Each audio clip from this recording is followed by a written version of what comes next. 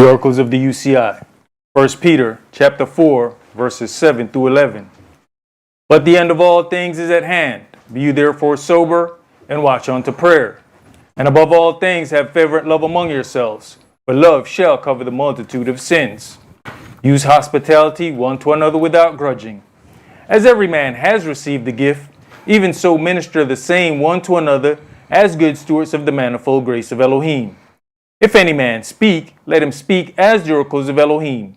If any man minister, let him do it as of the ability which Elohim gives, that Elohim in all things may be glorified through Yahshua the Mashiach, to whom be praise and dominion forever and ever. Amen.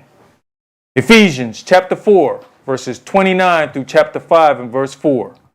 Let no corrupt communication proceed out of your mouth, but that which is good to the use of edifying, that it may minister grace unto the hearers. And grieve not the Holy Spirit of Elohim, whereby you're sealed until the day of redemption.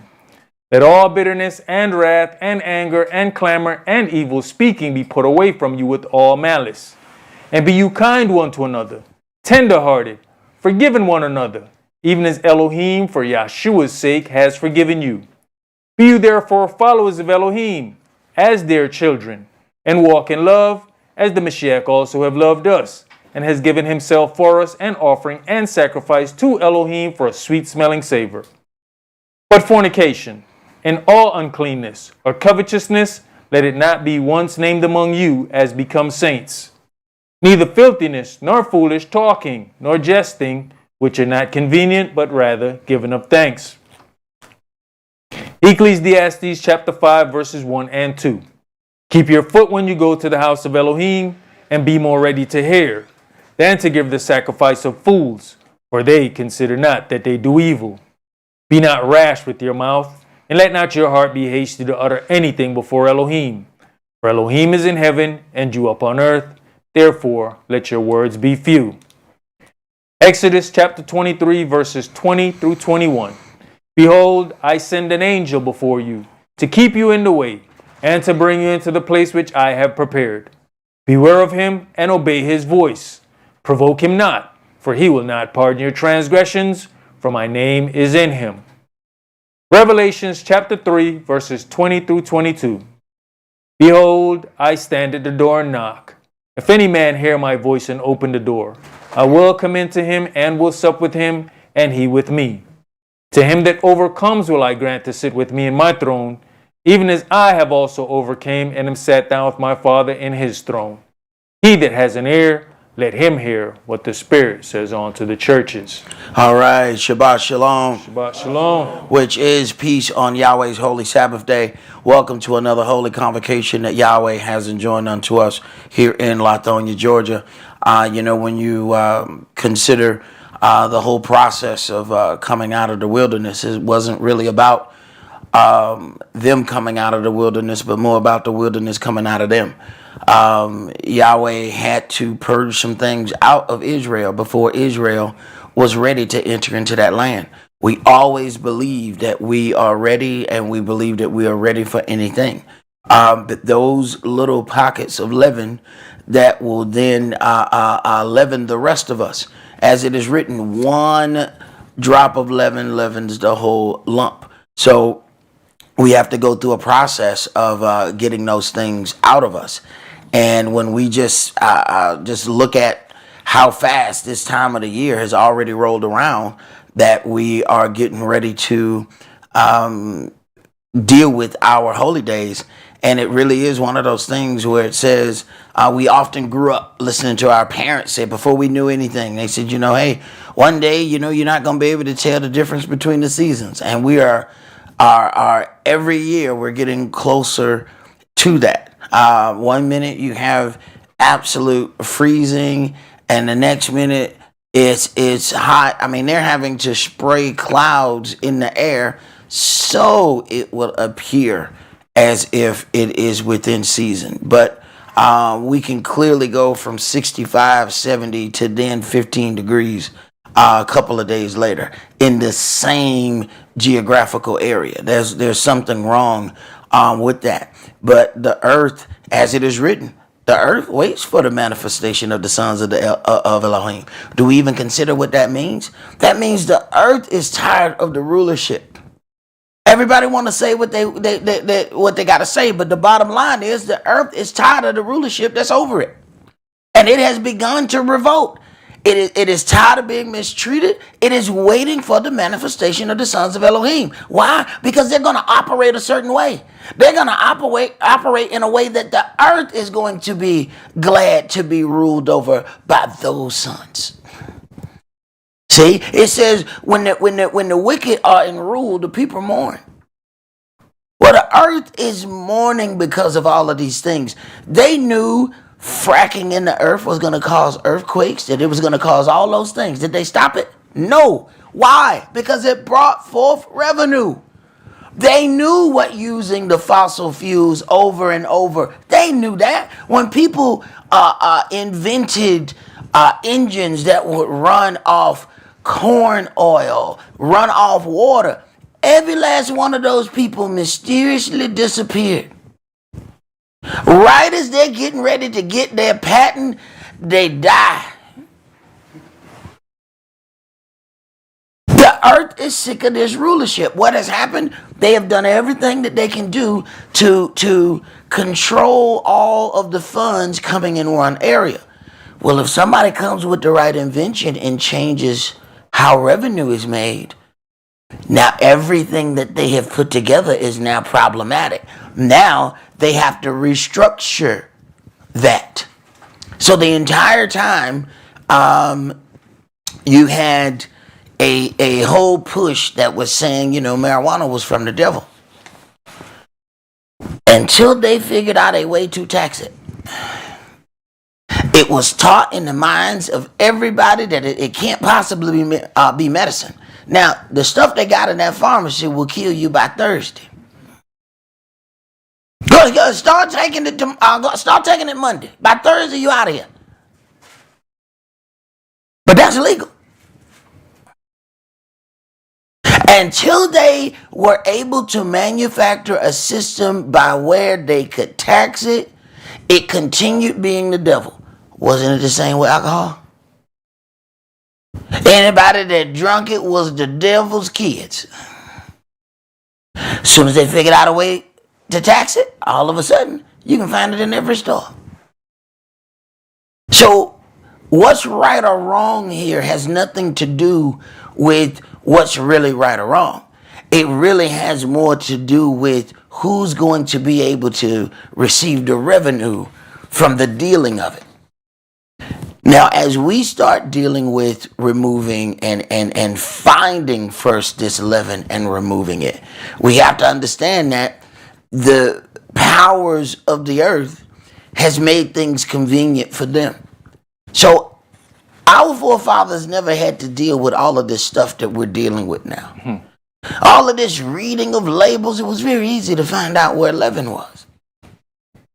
So now it has brought the rise of certain things, but even as we then go deeper, we have to also make sure that we don't go so deep that we get lost in the stratosphere. We all out there researching this and we researching that, and we so bad we can't turn left, we can't turn right, we can't go up, we can't go down, because now we're scared we're gonna do something wrong. That's part of the thing that the earth is waiting for the sons of Elohim to repair. That's part of what you gotta fix. We think about the situation of war and all of these things. No. This whole factory's got to get shut down when the sons of Elohim get in power. Either process this right or shut down. Well, it works for Walmart. Somebody comes and they said, I want to sell this product for $15. Walmart said, that's amazing. I love that. But we want to sell it for $9.99. But it costs me such and such. Well, you figure out a way for it to cost you less. And being that they're the biggest retailer in the United States, it's the difference between you making it and not making it if it make it into this store. So now those people have to change their product so it can make it to that store. So now the people who own Walmart are now more powerful than the people who produce the product. Walmart ain't made nothing. Now they'll mimic something. After somebody else come out with something, then Walmart will come out with their own brand.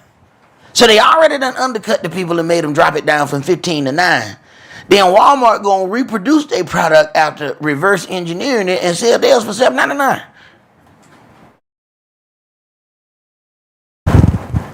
But it's because of those kind of games that we out here searching all of these labels and trying to figure out what it is we're doing. So we need to understand what this was originally intended for. And we do our best with that, because sooner or later, I mean, what happened if we find out, we know, what was it? Don't quote me on it. It's barium and aluminum, something else that they spraying in the sky. What if we find out that's leaven? Now, which one y'all gonna stop breathing? Come on, show your hands. Who's stopping breathing? Well, you know, Sock, that's got enzymes. And you know, the enzymes, see, then when the water hit it, it turned the molecular structure, it changed. What? Who gonna stop breathing? You first.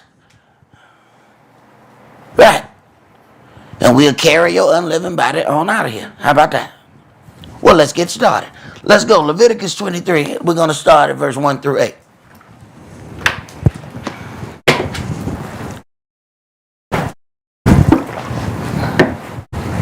And no matter what we think, that stuff they spraying in that air, we seen them clouds and how they move. Hey, it's coming down on you one way or another.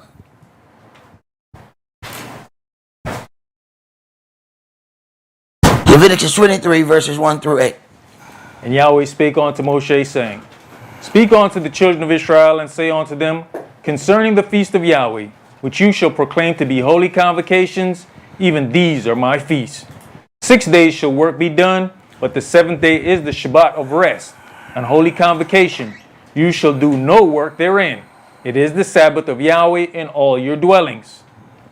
These are the feasts of Yahweh, even holy convocations, which you shall proclaim in their seasons. In the 14th day of the first month at even is Yahweh's Passover. And on the 15th day of the same month is the feast of unleavened bread unto Yahweh. 7 days you must eat unleavened bread. And because these come right behind each other, our people began to merge them together, and especially the Gentile people amongst our people just kind of considered it one whole thing. Go ahead. In the first day you shall have an holy convocation. You shall do no servile work therein.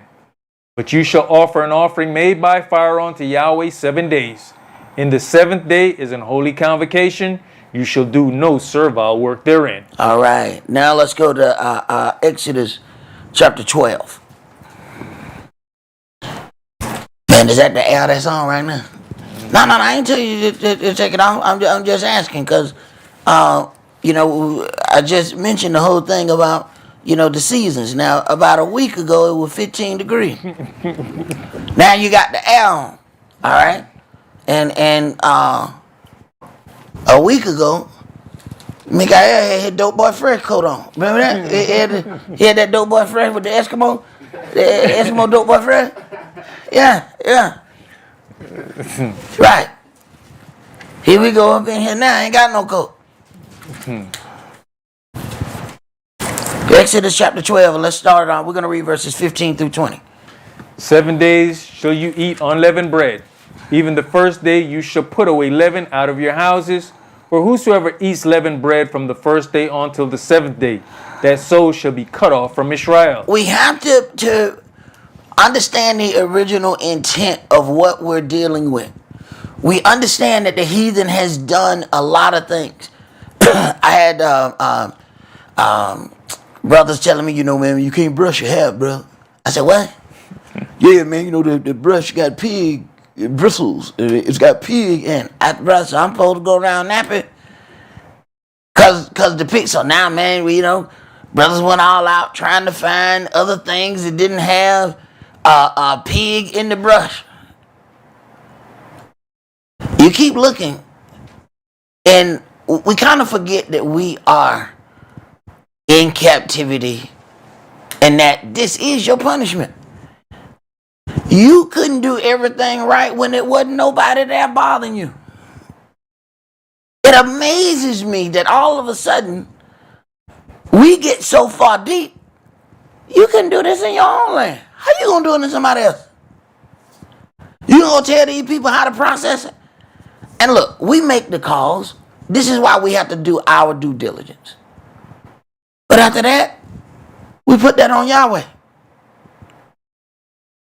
Because we can call these folks, that don't mean they're gonna tell us the truth.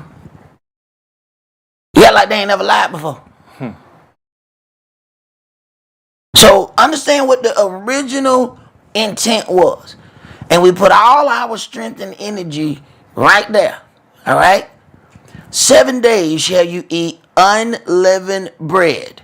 Even the first day you shall put away leaven out of your houses. For whosoever eats leavened bread from the first day until the 7th day, that soul shall be cut off from Israel.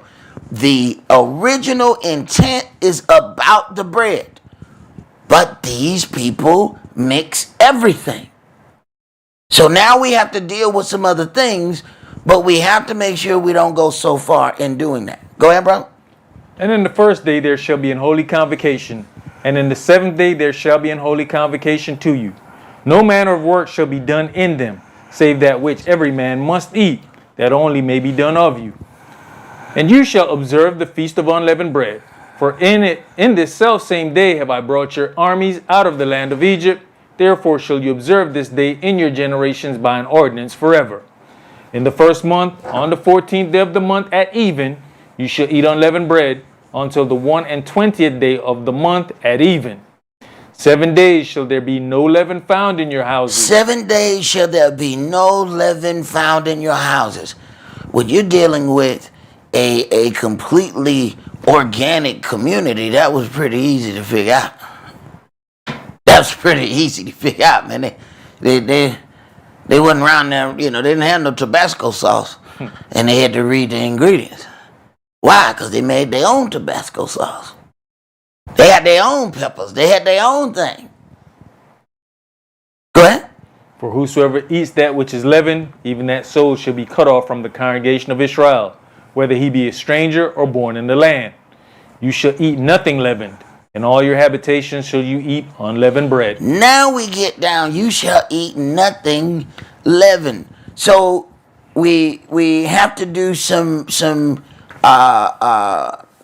word study here. Let's read the definition for leaven for me.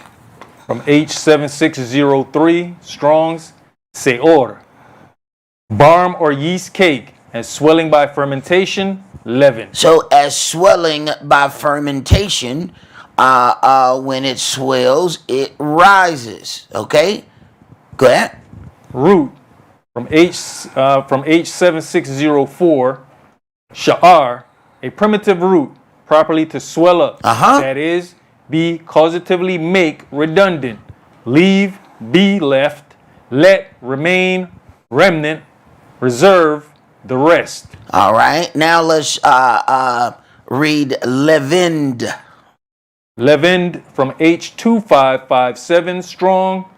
Kamatz, from H2556, ferment. Figuratively, extortion, leaven, leavened bread.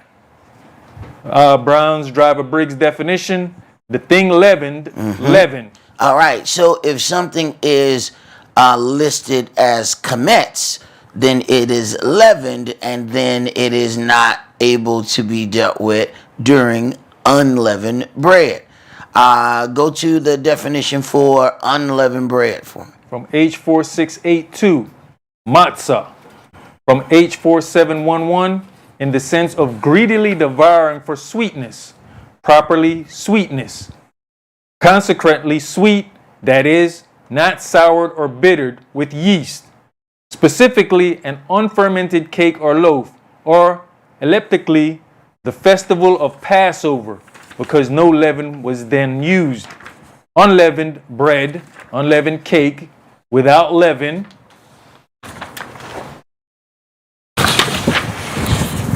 right, what I want you to do now is go to Exodus chapter 12 and jump to 33. Exodus chapter 12 and verse 33. And the Egyptians were urgent upon the people that they might send them out of the land in haste. For they said, we be all dead men. And the people took their dough before it was leavened, their kneading troughs being bound up in their clothes upon their shoulders. Right. So then it says, and the Egyptians were urgent upon them. Now they're in a hurry to get the children of Israel out. First, they don't want to release them. Now they want to hurry up and get them out of there. Go ahead. And the children of Israel did according to the word of Moshe. And they borrowed of the Egyptians jewels of silver and jewels of gold and raiment. Now, part of one of the things of following Yahweh's instruction is timing is very important. Because there are multiple plagues, all right?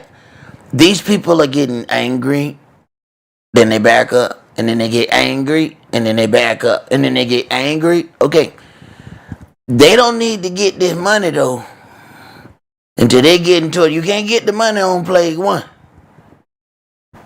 You about to have some problems around plague 4 and 5. They be like, and they took our money. No, they didn't take your money. You gave it to them. Yeah, but they got it. See, we don't think timing means something. No. Timing is pretty important. Because if you get this too early, you're going to have a problem. Go ahead. And Yahweh gave the people favor in the sight of the Egyptians, so that they lent unto them such things as they required, and they spoiled the Egyptians. And the children of Israel journeyed from Ramses to Succoth, about 600,000 on foot that were men, beside children. And a mixed multitude went up also with them, and flocks and herds, even very much cattle. And they baked unleavened cakes of the dough which they brought forth out of Egypt, for it was not leavened, because they were thrust out of Egypt and could not tarry, neither had they prepared for themselves any victual. Now, you see how Yahweh will accidentally make you do right? They didn't mean to do right. It was an accident. They had to go. But being that as it is, how many other things that might happen in our life and then we get upset? Man, I meant to do such and such. Not knowing that he never meant for you to do it. Where you are, arguing with yourself, mad at yourself because, I should have did this. I should have better prepared. No. He made sure they wasn't going to be prepared. See, when we get ready to go on the road trip, we got the road trip checklist. We going down the check, got this, check, got that. Yahweh turn around and say, you know what? Go now. No, you told us that we wasn't expecting to go until next week. I know. That's why I need you to go right now. See, next week you're going to be ready. I don't need you to go when you're ready. Yahweh operates differently. Let's go to Leviticus chapter 24.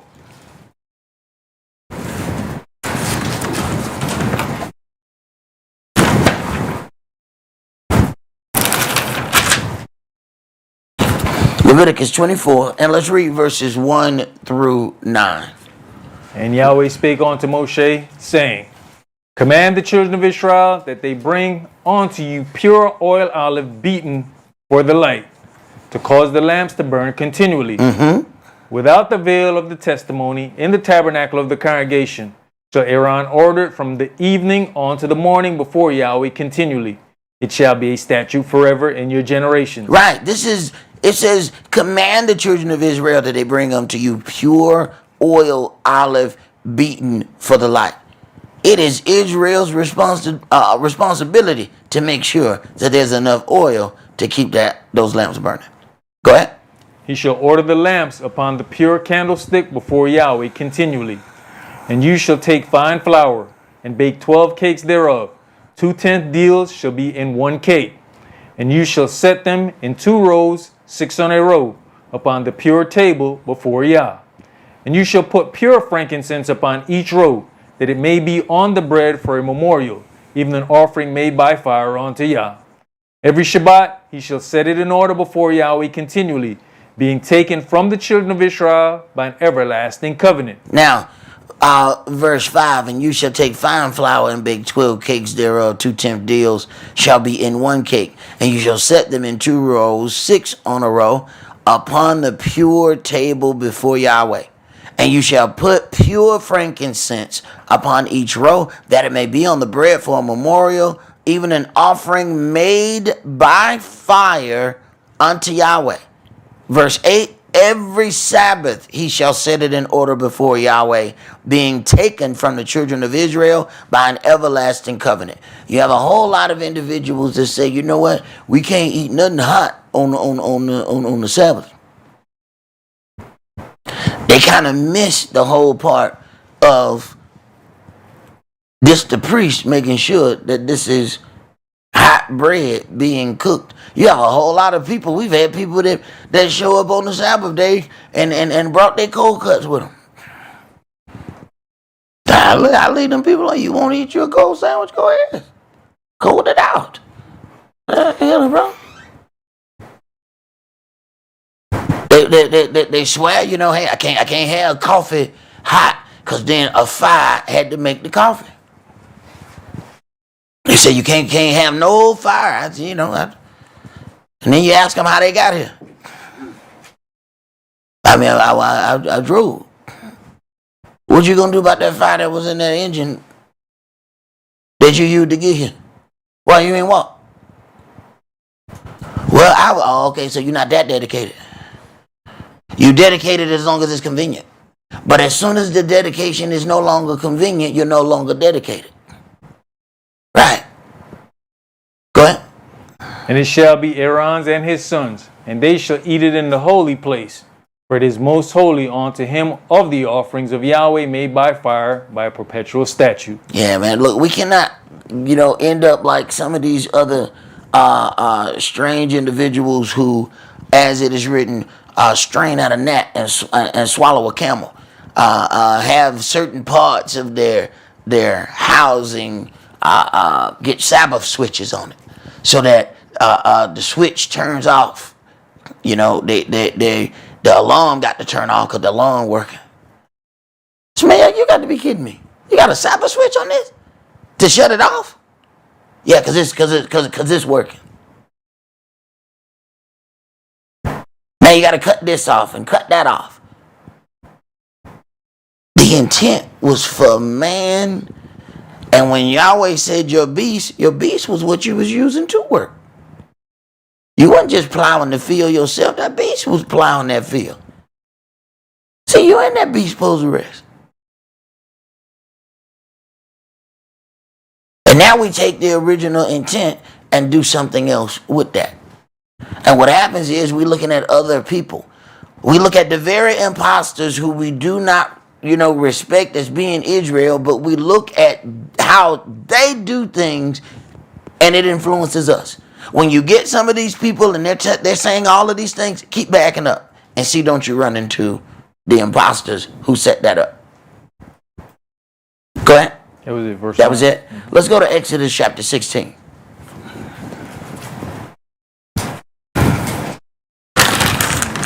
This is that part where you say this and that, but the Stockholm syndrome of following behind whatever the captors have set up still affects us.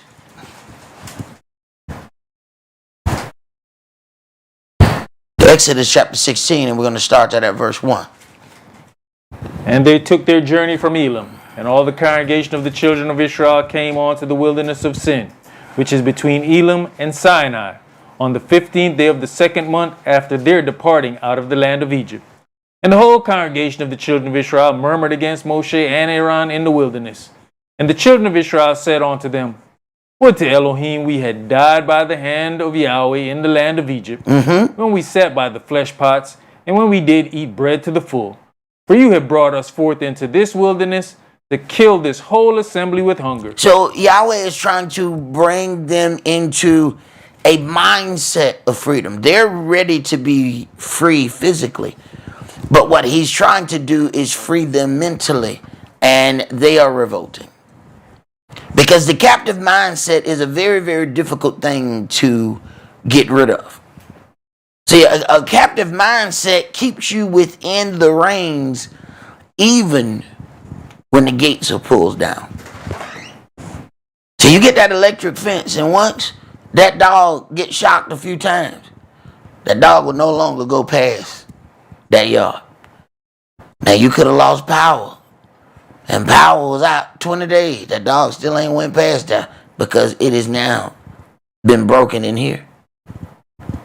For a man to be able to control an elephant, which has tank-like power, with a string, the mind of it has been broken at this point. It is physically stronger than everything that is controlling it, yet that thing is controlled by the weaker thing. If we consider that and understand that it's possible,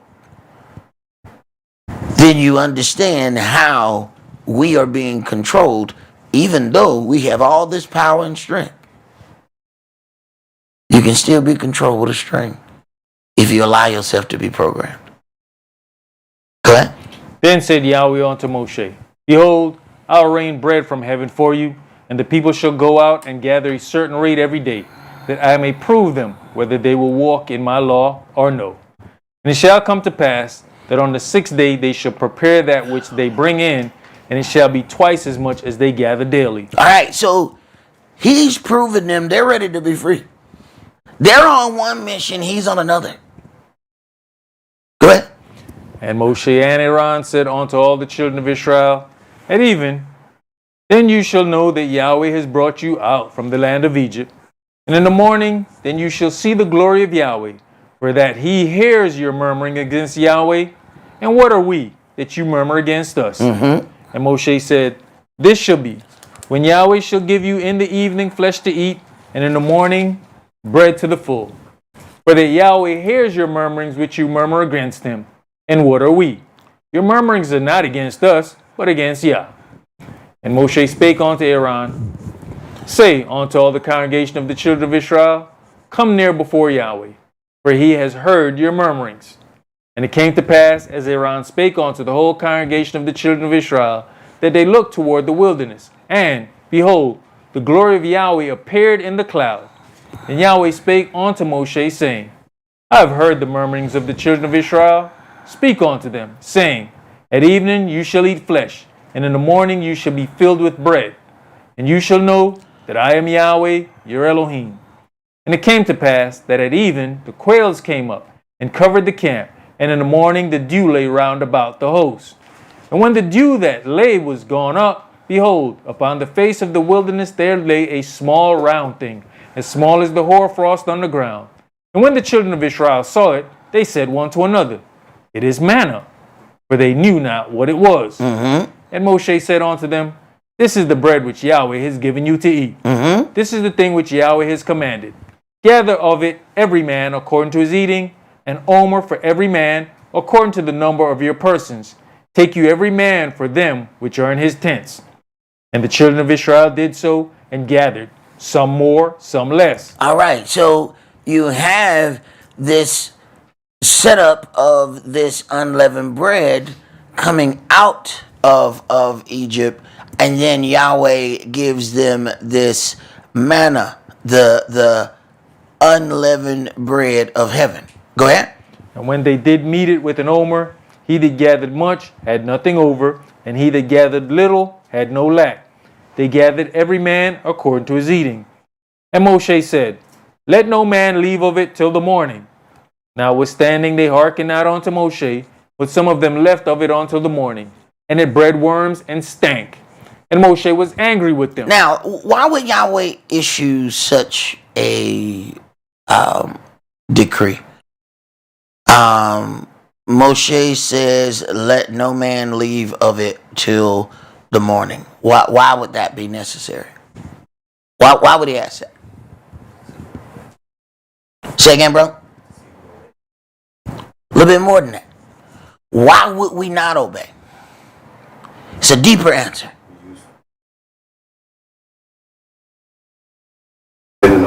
There you go. Not used to depending on Yahweh. So instead of waiting on each day, we want to go ahead and stack up something today for tomorrow, so I really don't have to depend on Yahweh tomorrow. What y'all think we get savings for? We stacking up money. Look, I don't want to have to call Yahweh in the midnight hour, you know. Look here, George Power on the way, and I don't have no power money. What you think we're doing that for? This ain't no different. We purposely putting some of the manna away so we can stack it up and be prepared for the next day. So we'll starve ourselves. We'll only eat half of it today so we can prepare for tomorrow. Ain't that what we do when we save up? I could spend this, but you know, I don't know what's gonna happen tomorrow. Yahweh trying to teach them how to trust Him. They're ready to be free. That's all they thinking about. Yahweh like, but you don't trust me yet. You seen my work back there, but you still don't really trust me though. Go ahead. And they gathered it every morning, every man according to his eating. And when the sun waxed hot, it melted. And it came to pass that on the 6th day they gathered twice as much bread, 2 omers for one man. And all the rulers of the congregation came and told Moshe. And he said unto them, This is that which Yahweh has said. Tomorrow is the rest of the holy Shabbat unto Yahweh. Bake that which you will bake today, and seed that you will seed, and that which remains overlay up for you to be kept until the morning. So then they have a preparation day.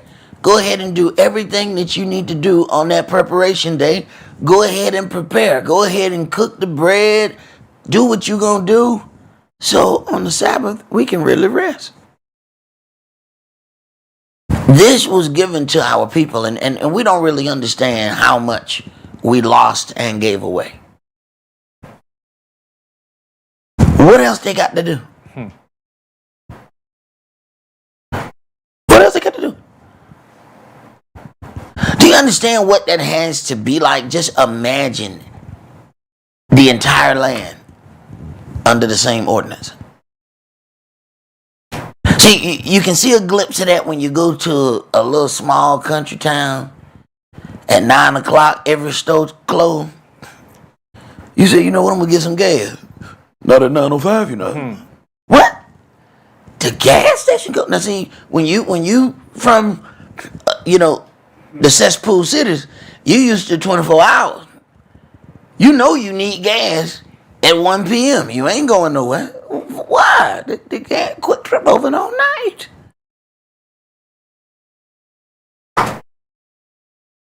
You go to a little town and you figure out, everybody follow that order. When it get dark, you don't see nobody outside either.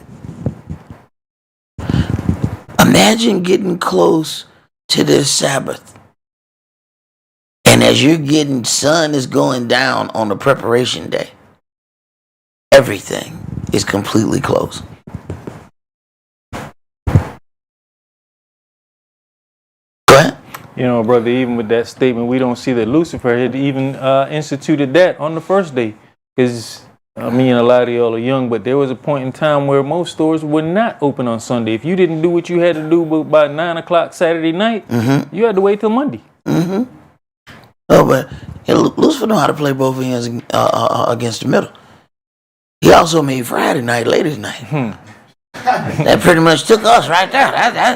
That's half price drinks. You know what I'm saying? He put half price drinks and ladies' night. We in there. We in there. We in there just looking around. We in there.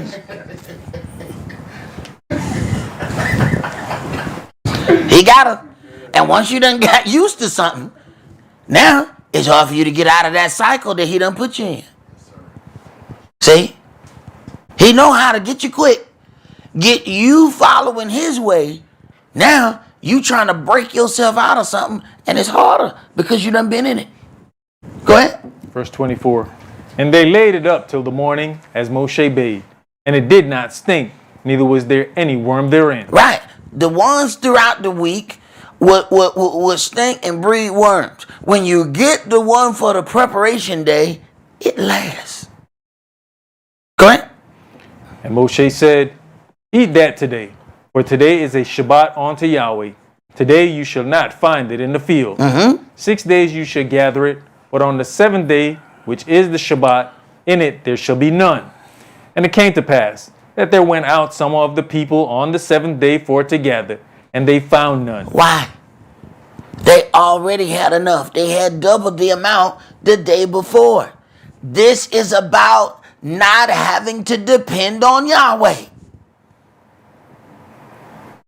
See, we'll read some things and we won't see the rebellious things in it. Matter of fact, we'll do some things and not see the rebellious part of what we're doing. They're planning rebellion. If I can go ahead and stack up enough, then I won't have to depend on Yahweh every day. Then what we going to do? We're trying to find an equation to give us one day that we don't have to depend on Yahweh. What we say? What? Hey, look, what? Friday you got enough for 2 days. Yeah, but it's the Sabbath. I can't really get into nothing that day. I got to be all clean and things. But if I can get me double on a Wednesday, if I can get double on a Wednesday, whoa, right. Yahweh see all that. So when we read it, we'll look at it and we'll say, man, I don't understand why he was so angry. No. Meditate it on a little bit. You'll find out why. Go ahead. And Yahweh said unto Moshe, how long refuse you to keep my commandments and my laws? See, for that Yahweh has given you the Shabbat. Therefore he gives you on the 6th day the bread of 2 days. Abide you every man in his place. Let no man go out of his place on the 7th day. So the people rested on the 7th day. So now he's got to make them do what he shouldn't have to make them do. They have no reason to go look for manna. Correct? And the house of Israel called the name thereof manna. And it was like coriander seed, white. And the taste of it was like wafers made with honey. And Moshe said, this is the thing which Yahweh commands. Fill an omer of it to be kept for your generations, that they may see the bread wherewith I have fed you in the wilderness when I brought you forth from the land of Egypt. And Moshe said unto Aaron, take a pot, and put an omer full of manna therein, and lay it up before Yahweh, to be kept for your generations. As Yahweh commanded Moshe, so Aaron laid it up before the testimony to be kept. And the children of Israel did eat manna 40 years, until they came to a land inhabited. They did eat manna, until they came onto the borders of the land of Canaan. Now an omer is the 10th part of an ephah. Now, Yahweh is definitely in the point-making business. And the children of Israel did eat manna 40 years. Let me tell you something. We eat something 3 days, and we be like, You know what? I'm sick of these leftovers. I'm about done with these leftovers. I rather have, some new cornflakes than some old steak. I'm done with this. I'm done with it. I just can't do it no more. Yahweh in the point-making business. There you go. What's for dinner? Manna. What's for breakfast? Manna. You know what? I think I'm hungry for lunch. What we gonna have? Let me see. Manna. He in the point-making business. He is in the point-making business. And we have to understand something. You're not going to outlast him. So if that's your plan, I'm telling you, it don't look good. You're going to run out of time before he does. But just to show Israel, let's go to Numbers 21.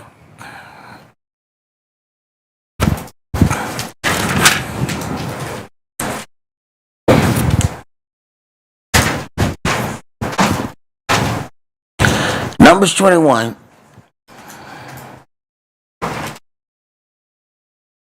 And I want you to read verses 4 through 9.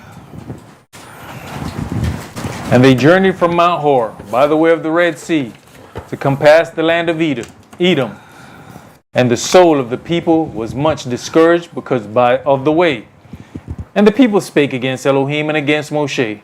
Wherefore have you brought us up out of Egypt to die in the wilderness? For there is no bread, neither is there any water, and our soul loathes this light bread. He said what? We hate this Wonder Bread. What is it? Colonial? What is it? Hate this. Like, our soul loathes it. Yeah, you're on a different level when say, you know what I'm saying, that my soul hate this light bread. I hate this internally. My innards hate this light bread. They don't really see that Yahweh is trying to pull something out of them. At this point, they believe that they're ready, and now they're not only are they questioning, themselves, but they're questioning Yahweh. Why you even brought us out? We come out on Monday. We say, all right, now we'll give you at least 1 or 2 days, but by Thursday, we should definitely have been in the land by now. I don't understand what you're doing. Go ahead. And Yahweh sent fiery serpents among the people, and they bit the people, and much people of Israel died. Therefore the people came to Moshe and said, we have sinned, for we have spoken against Yahweh. Now, they realized that after some people died now. All right, and Yahweh sent fiery serpents among the people, and they bit the people, and much people of Israel died. Still ain't nobody went to Moshe yet. We still trying not to depend on Yahweh. We saw the problem day one. Snakes start biting. Snakes come up, start biting. They realize that we got a problem. How about let's call on that Elohim who brought us out of the iron furnace? But no, we ain't ready to call yet. Go ahead. And against you, pray unto Yahweh that he take away the serpents from us. And Moshe prayed for the people. Well, what is it? What?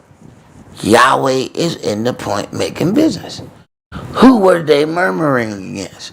Who else? Who had to take it? Moshe had to take it, right? Moshe had to take the indignation that they had for Yahweh. Who they got to go to? Moshe. He's still making them understand order. That same one you talking about, that's the one you gonna have to go. Cause I ain't listening to you. You can pray all day. So maybe they had prayed. They realized something. He ain't hearing us. What y'all want to do? We got to go to that old cult leader. We want to ask that old cult leader to pray for us. Why? Because surely Yahweh's not hearing us. If he was, we wouldn't still be getting bit by these snakes. Now why a snake? Why a snake? A snake hurts with its mouth. A snake's weapon is its mouth. And they kept running off at the mouth. So he gave them something that wars with its mouth. He said, all right, well, y'all spit venom. So I'm going to give you some venom spitters. Let's see how this work out. Go ahead. And Yahweh said unto Moshe, make you a fiery serpent, and set it upon a pole. And it shall come to pass, that everyone that is bitten, when he looks upon it, shall live. And Moshe made a serpent of brass, and put it up on a pole. And it came to pass, that if a serpent had bitten any man, when he beheld the serpent of brass, he lived. And the children of Israel set forward, and pitched in Oboth. Now, what happened? This became a great sin unto Israel, because eventually they start worshiping the serpent on the pole. And in actuality, what was supposed to be happening is they were supposed to see themselves in the serpent.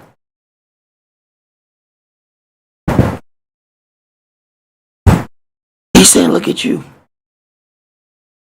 This is what you did. Recognize what you did. There is repentance in that. Look at what you've done. Look at what you've become. But instead of taking that, they began to turn it into an idol. So much that eventually the thing has to be destroyed and removed. Good, brother. Did you finish that? Yes. All right, let's go to Joshua chapter 5.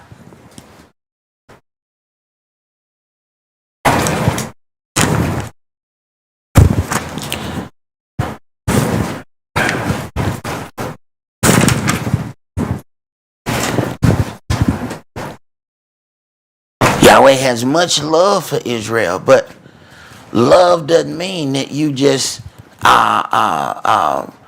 let anything go. Sometimes you can love something so much that you got to fight with it to save it. You got to fight with it to get it to stand up and for it to live up to the potential of which it was created. Love may have to take the shape or form of what's needed at that moment. You can't just always just hug people and tell them everything gonna be all right, and that's love. Sometimes love requires you to punch somebody directly in their face, because that's the only thing gonna wake them up. What happens if somebody passed out? Normally they come with them little things and they hit you in the chest. Clear. All right. Now what if you have been convinced that your love, you're going to come there and you're going to hug them. And I'm going to hug them. They're going to feel my love and they're going to wake up. No, they're not. You're going to have to knock the fire out of them to get them to start back breathing. You're going to have to knock the fire out of them to get their heart to start back beating. You're not just going to hug them and they're going to be okay. That's not the kind of love that they need at this particular moment. So what you going to do with that? You going to deal with it how you want to deal with it? You going to deal with it how you think you ought to deal with it? Or deal with it according to what's really needed at that moment? Joshua chapter 5, and let's start that at verse 1. And it came to pass, when all the kings of the Amorites, which were on the side Jordan, westward, and all the kings of the Canaanites, which were by the sea, heard that Yahweh had dried up the waters of Jordan from before the children of Israel until we were passed over, that their heart melted, neither was there spirit in them any more because of the children of Israel. And at that time Yahweh said unto Joshua, Make you sharp knives, and circumcise again the children of Israel the second time. And Joshua made him sharp knives, and circumcised the children of Israel at the hill of the foreskins. And this is the cause why Joshua did circumcise all the people that came out of Egypt that were males, even all the men of war, died in the wilderness, by the way, after they came out of Egypt. Now all the people that came out were circumcised, but all the people that were born in the wilderness, by the way, as they came forth out of Egypt, them they had not circumcised. So you have to pay attention to this. Now I've mentioned several times how growing up and as we encountered other individuals, other little boy children, and we found out that a lot of people born within a certain age group that were black males were specifically left uncircumcised. And it's even more interesting when you find out that it wasn't the same hood hospital, but those who had a little bit of some situation going on, and they were at the Ish hospital. Somehow they came home uncircumcised. Isn't that interesting? So now you have this. Now all the people that came out were circumcised, but all the people that were born in the wilderness, by the way, were not circumcised. Go ahead.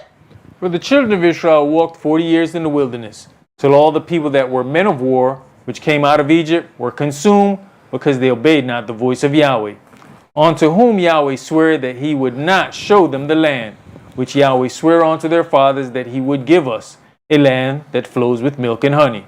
And their children, whom he raised up in their stead, Them Yahshua circumcised, for they were uncircumcised, because they had not circumcised them by the way. Right. Once Yahweh had already said that these people are not going to abide by my covenant, what I need to put them under the covenant for?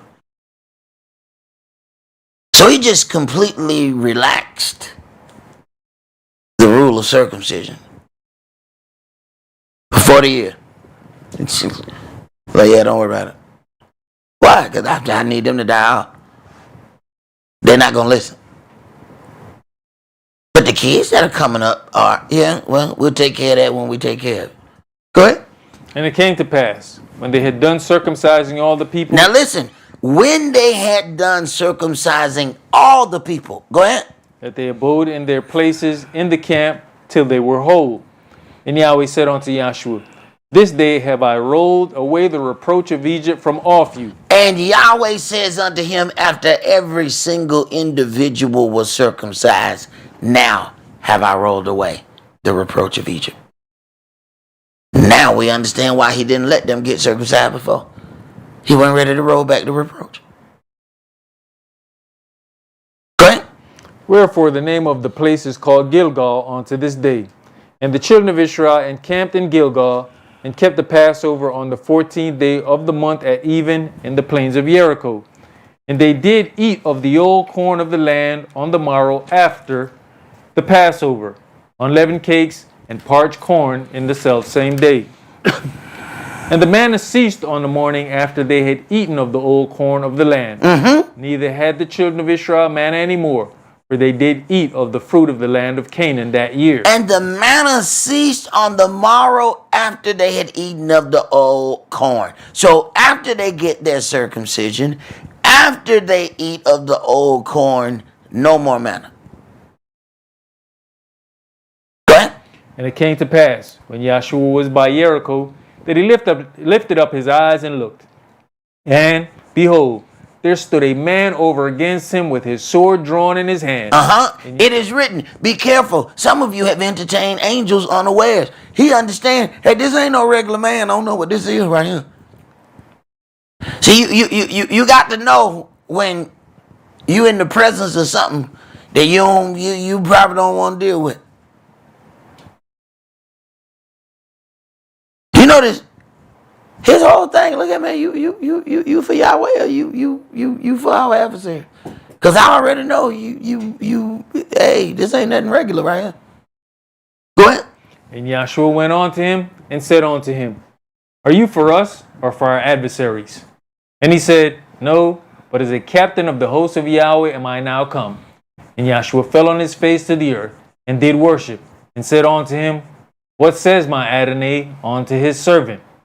And the captain of Yahweh's host said unto Yahshua, loose your shoe from off your foot, for the place whereon you standeth is holy. And Yahshua did so. Now, we have to look at some things. The angel does not show up until the reproach is offered him. This is when the angel of war shows up.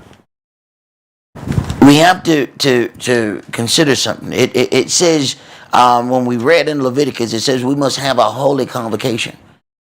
Do we understand what really makes it holy? See, there's a process that has to go with preparation for something to be holy. So this is why you have indignation from various entities, because they know that when they have a gathering, it can never be a holy gathering. Why? Because they're going to let anybody in. See, if it's going to be a convocation, that's just a gathering. A holy convocation means that there's going to be some rules and regulations for attendance. See, when one of the brothers was in the presence of an angel and he went to go cook something, the angel took the unleavened cake but made him pour out the broth.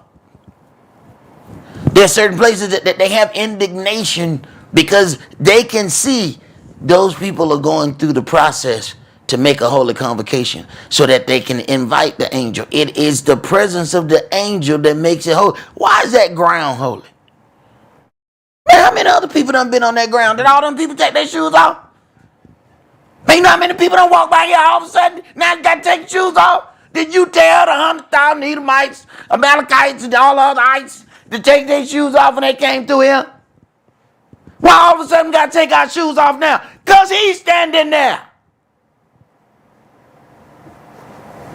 What an angel is holy ground. They know they can't invite the angel because they're not going to go through all the things needed. They too busy worried about their numbers. They too busy worried about how many views they going to get. They too busy worrying about all of that. So they can't invite the angel. They cannot get on their knees and say, invite the angel that stands at the door to come in and sup with us and us with him. Because if you ain't took care of that business and he come in, you see, Joshua, are you for Yahweh or are you with our adversaries? He already know if this is an altercation, I'm not winning. Man, you look up on something, you feel the power of when it show up. This ain't no man. If I get into it with whatever this is, I'm not winning. So here comes the indignation.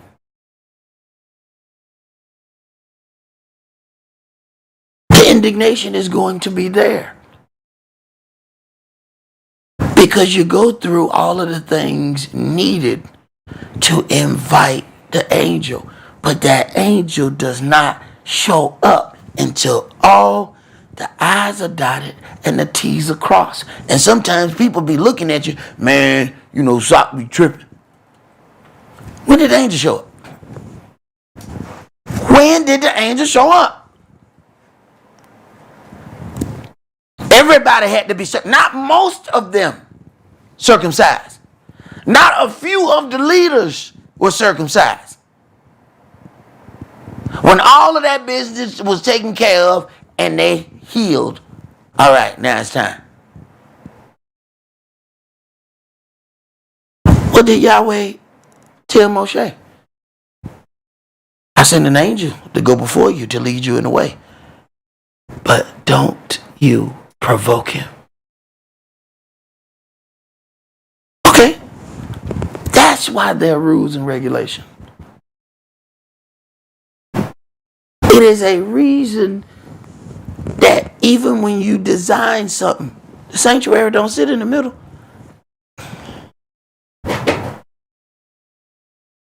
Folks think stuff is just haphazardly done. No, man. That's not a common place. You don't do everything in there. You got to invite that angel. And when you invite that angel, did you cross all your T's and dot all your I's before you asked him to come? The brother that put his hand on that ark, he didn't mean no harm. He still had to die though. He had absolutely no ill will, discontent in his heart. He actually thought he was doing a good deed. But he waved him here. That's something that we have to consider. And Dawid realized because he didn't set this order up right, there's a dead man involved. That actually fall more on Dawid than the man.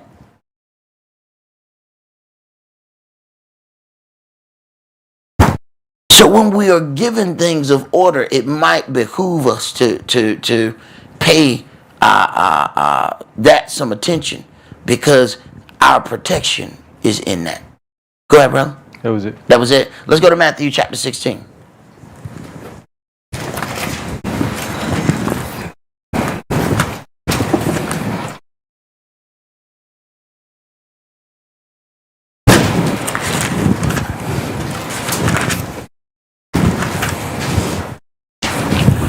See, it's one thing to search out the leaven that we see on the ingredients label. And we know how difficult it is to find the leaven on the list of ingredients because these people make up products. Then you have to go and find what that product really is. So if they made something out of pig hair, it ain't gonna say pig hair. After they create it, they're gonna also create a name. Yeah, this is the thalamus agent. What the hell is that? It might take you a day and a half to find out, man, it ain't nothing but pig sweat. But that sounds better on the back of a box than pig sweat. They ain't gonna say I'm soaked in pig sweat. They ain't gonna say that. So now we have to search some things out. But then there's also those things that we have to search out inside of us. Are we putting all of our energy on reading those labels and not reading this label? Matthew chapter 16. Let's read verses 1 through 12. The Pharisees also with the Sadducees came, and tempting desired him that he should show them a sign from heaven. He answered and said unto them, when it is evening, you say, it shall be fair weather, for the sky is red. And in the morning, it'll be foul weather today, for the sky is red and lowering. O you hypocrites, you can discern the face of the sky, but can you not discern the signs of the times? A wicked and adulterous generation seeks after a sign, and there shall no sign be given unto it but the sign of the prophet Jonas. And he left them and departed. When his disciples were come to the other side, they had forgotten to take bread. Then Yahshua said unto them, take heed and beware of the leaven of the Pharisees and the Sadducees. And they reasoned among themselves, saying, it is because we have taken no bread. You know, after we read some things for a while, they become normal to us. And in that normalization, we don't really see how some of Yahshua's words are completely over their head and confusing. You know, disciples were come to the other side. They had forgotten to take bread. Verse 6, then Yahshua said unto them, take heed and beware of the leaven of the Pharisees and the Sadducees. So now they like, man, we finna go, now we're going to go get bad bread. They must have that bad bread over there. We should have got the bread over here. He's talking over their head. Go ahead. Which when Yahshua perceived, he said unto them, O you of little faith, why reason you among yourselves, because you have brought no bread? Do you not yet understand, neither remember the 5 loaves of the 5,000 and how many baskets you took up? Neither the 7 loaves of the 4,000 and how many baskets you took up? How is it that you do not understand that I spake it not to you concerning bread, that you should beware of the leaven of the Pharisees and of the Sadducees? Then understood they how... Now, look, verse 12. Then understood they. Wait a minute. He still didn't answer.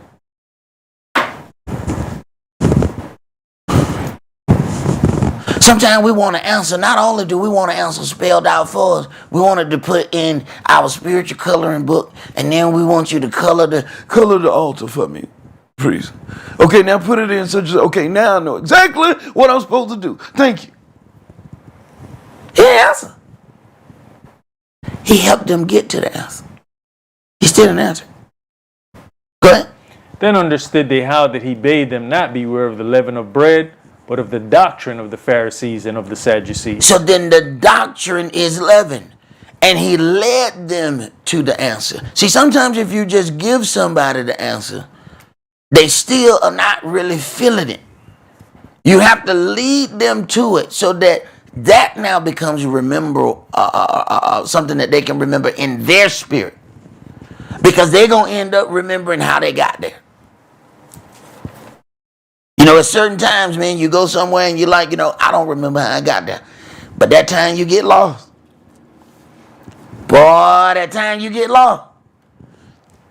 You remember way more monuments than them. No. This is where we got lost that last time. Right here, right in this curve. Look back. No, we're not turning left. I'm going to tell you, we done this here. I know exactly what. No, I know we don't do this. I don't know where we supposed to go, but I know where we not supposed to go, and this is not it. Because I remember getting lost here. But sometimes some of those are actually programmed for you. There are certain things that you're just not going to win and get on the first go. Some leaven may come out in one swoop. Other leaven is going to have to be systematically pulled out of us. Read the note on the next Exodus writing right there. chapter 34 and verse 25. You shall not offer the blood of my sacrifice with leaven, neither shall the sacrifice of the feast of Passover be left unto the morning. So then you look at something and you say, okay, we have to get the leaven out. We cannot offer anything leavened with this sacrifice. So that automatically puts us in the mind state of he's not going to accept any leaven. Leaven is a representation of sin. All right. We are told that we have to be without sin. Right. All right. Let's go back to Leviticus 23. This is where we have the danger of trying to figure Yahweh out instead of just wholeheartedly doing what we can. Leviticus 23, and start that at verse 14. We're going to read 14 through 22.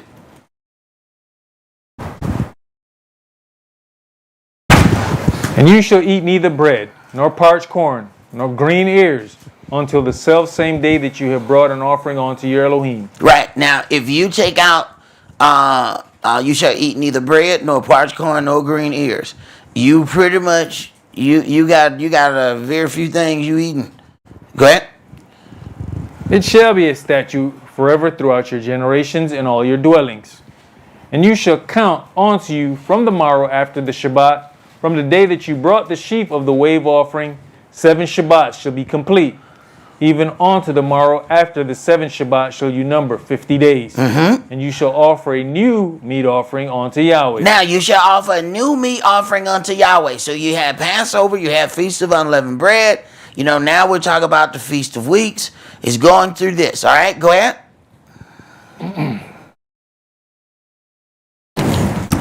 Verse 17. You shall bring out of your habitations 2 wave loaves of 2 tenth deals. They shall be of fine flour. All right, we know that. Go ahead. They shall be baken with leaven. Wait a minute.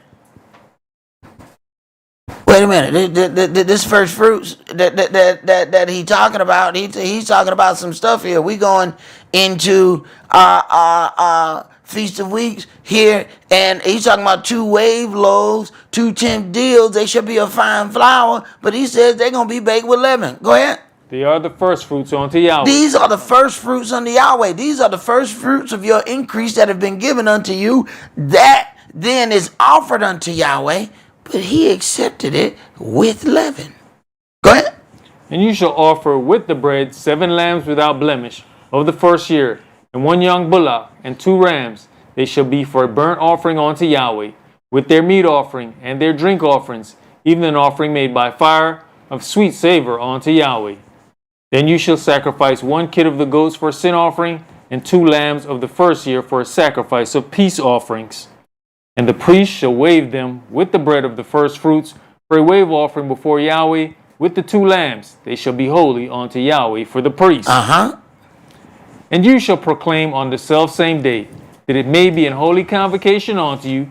You shall do no servile work therein. It shall be a statute forever in your dwellings throughout your generations. All right. Now, just dealing with that, you then have this offering that Yahweh accepts with the leaven.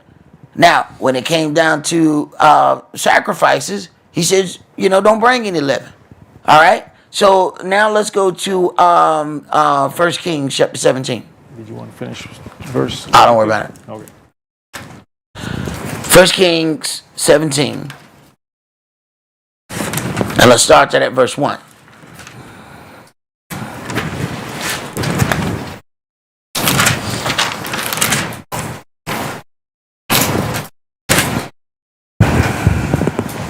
Verse 1. And Eliah the Tishbite, who was of the inhabitants of Gilead, said unto Ahab, As Yahweh Elohim of Israel lives, before whom I stand, there shall not be dew nor rain these years, but according to my word. And the word of Yahweh came unto him, saying, Get you hence, and turn you eastward, and hide yourself by the brook Cherith, that is before Jordan. And it shall be that you shall drink of the brook, and I have commanded the ravens to feed you there. So wait a minute. And the word of Yahweh came unto him, saying, Get thee hence. Now, before, let's back up verse 1. And Eliah the Tishbite, who was of the inhabitants of Gilead, and said unto Ahab, As Yahweh Elohim of Israel lives, before whom I stand, there shall not be dew nor rain these years. So when Yahweh is moving him, he's moving him to sustain him in the middle of the drought. Go ahead. So he went and did according unto the word of Yahweh, for he went and dwelt by the brook Cherish, that is before Jordan. And the ravens brought him bread and flesh in the morning, and bread and flesh in the evening, and he drank of the brook. And it came to pass after a while that the brook dried up, because there had been no rain in the land. And the word of Yahweh came unto him, saying, Arise, get you to Zarephath, which belongs to Zidon, and dwell there. Behold, I have commanded a widow woman there to sustain you. So he arose and went to Zarephath. He has commanded the woman. Here's the problem. He ain't said nothing to the woman. But she been commanded to take care of him.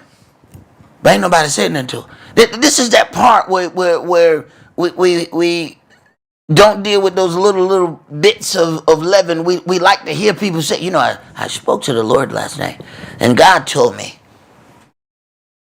The widow woman has been commanded. Anybody talk to her? See, it's the leaven in us that makes us desire to hear somebody say they talked to God last night. That's the leaven in us. How are those people able to rule over droves of people with the I talked to God last night? He says, I've commanded this woman. Go ahead. So he arose and went to Zarephath. And when he came to the gate of the city, behold, the widow woman was there gathering of sticks. And he called to her and said, Fetch me, I pray you, a little water in a vessel, that I may drink. And as she was going to fetch it, he called to her and said, Bring me, I pray you, a morsel of bread in your hand. And she said, As Yahweh your Elohim lives, I have not a cake, but a handful of meal in a barrel, and a little oil in a cruse. And, behold, I am gathering 2 sticks, that I may go in and dress it for me and my son, that we may eat and die. If God talked to her, do you think she would be saying, I'm about to have the Last Supper?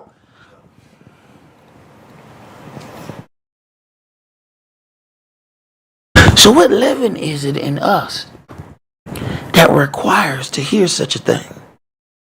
He said the Jews require a sign. But Yahweh said, I commanded her. When he commanded her, there's something in her spirit that ain't going to let this man leave without her taking care of him. She don't know what that is. But ain't nobody talk to her. Go ahead. And Elias said unto her, Fear not, go and do as you have said, but make me therefore a little cake first, and bring it on to me, and after make for you and for your son. She got enough to make just for her and her son to die. Then here come the man of God said, but make me one first. He's setting her up to give him the first fruit.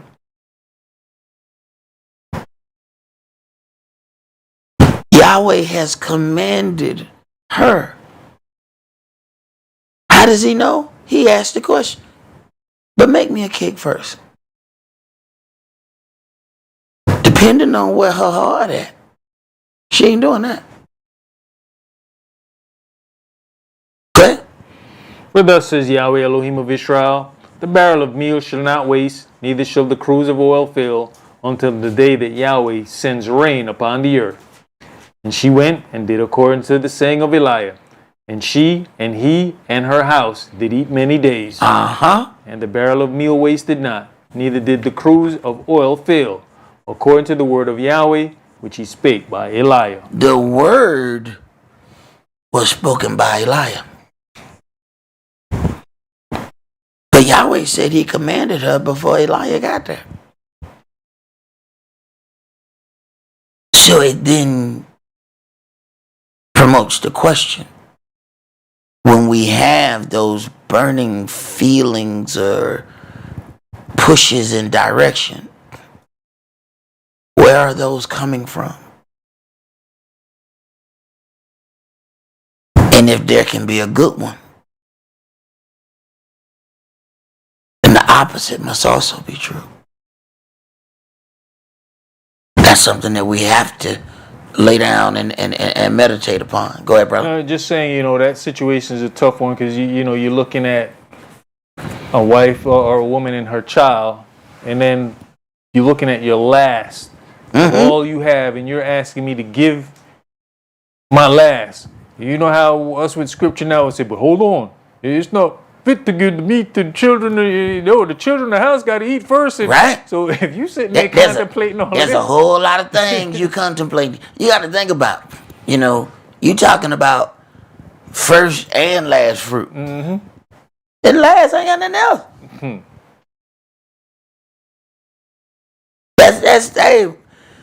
There's certain things, man. If we don't ever put ourselves into that situation, we will keep thinking that we are better individuals than what we are. All of us, if you ask us, if you was Judas, I wouldn't be Judas because I wouldn't be no Judas-like character. Put yourself in some of these situations.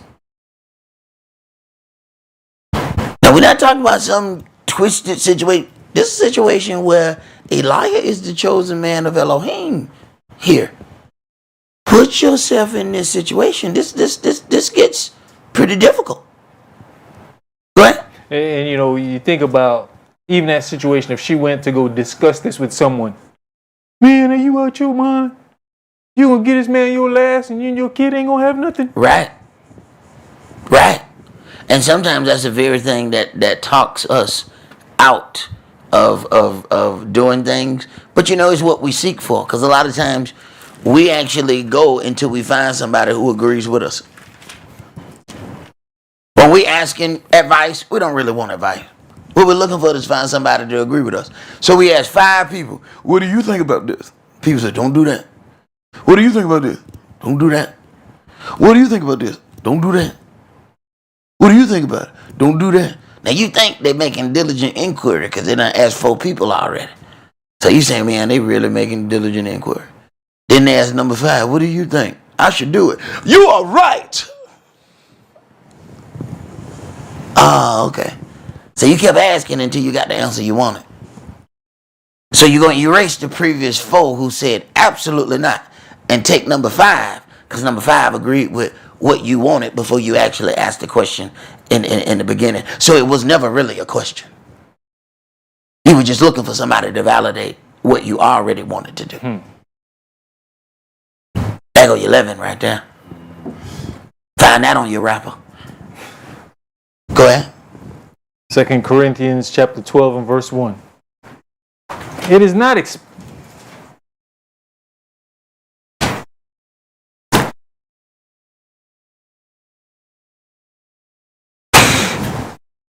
Second Corinthians chapter 12 and verse 1. It is not expedient for me, doubtless, to glory. I will come to visions and revelations of the Adonai.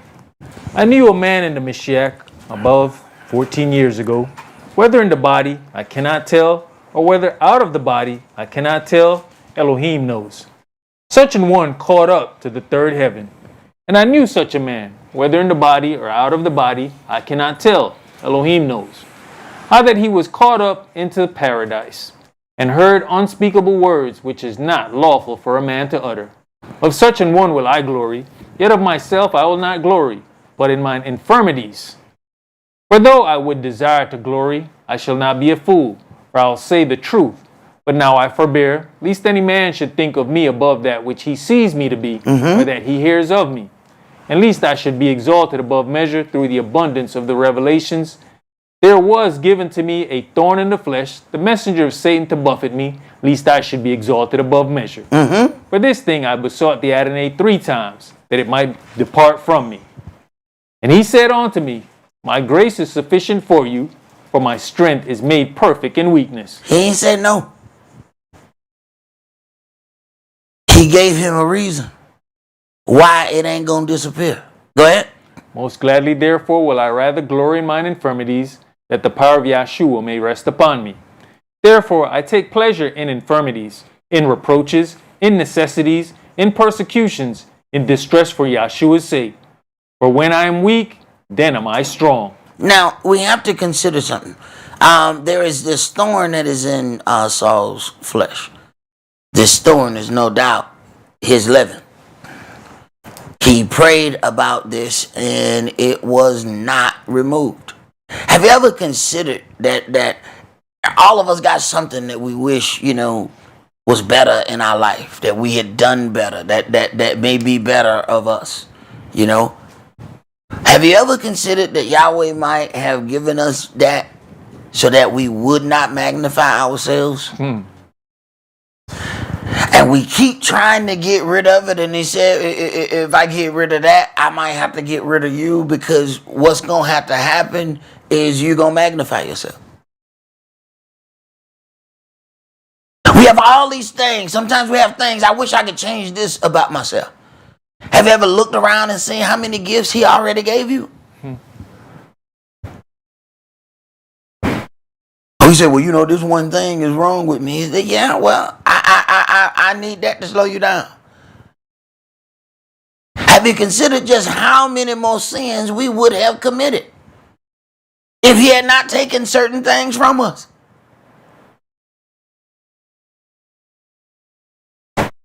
See, that thorn may actually be the reason you make it in the kingdom.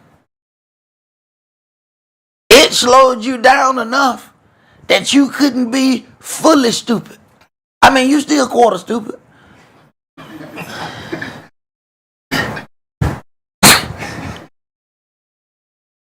without that thorn, you would have been on stupid's highway. Go ahead, bro. That was it for that. That was it. Let's go to 2 Timothy chapter 2.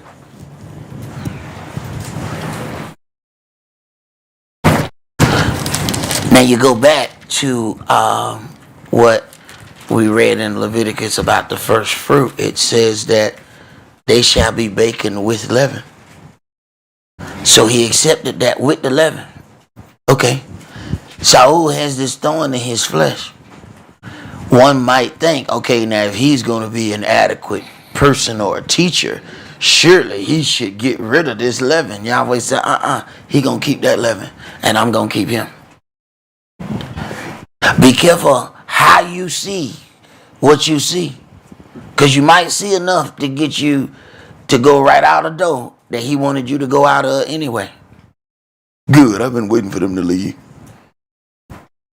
So he let them see. Think about now. Here it is. You got Saul doing all of these great things. How many people saw some thorn and said, you know what? That brother, he ain't nothing but a cult leader. Look at that.